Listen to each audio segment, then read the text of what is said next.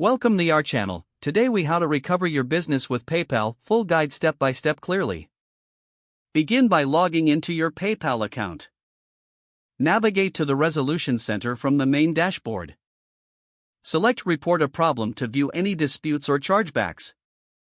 Review the details of the dispute to understand the nature of the issue. Gather all relevant transaction information and documentation. Prepare statements or evidence that support your side of the case. Respond to the dispute within the specified time frame.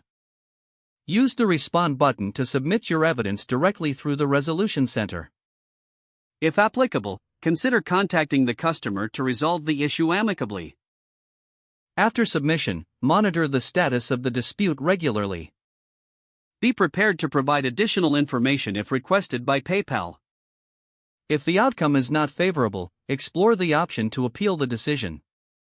Keep records of all communications with customers and PayPal. Consider enhancing your customer service to prevent future disputes. Review your business policies related to refunds and returns. Implement changes based on feedback to improve customer satisfaction. Continuously educate yourself about PayPal policies and best practices.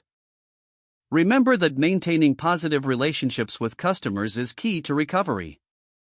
Stay patient throughout the process, as resolution may take time. Assess the impact of any disputes on your business and adjust your strategy accordingly. Utilize insights from this experience to refine your operations going forward. If the page does not load, refresh the browser or try again in a private or incognito window. Make sure you are using the correct email address, then retype it carefully to avoid small typos. If your password is not accepted, use the reset option and create a new strong password you can remember. Check your spam folder for verification or security emails, then complete any requested confirmation steps. Enable two-factor authentication if available to improve account security and reduce unauthorized access risk. After signing in, review your profile details so your contact information and settings are accurate and current. If you see an error message, note it down and try again after restarting your device and internet connection.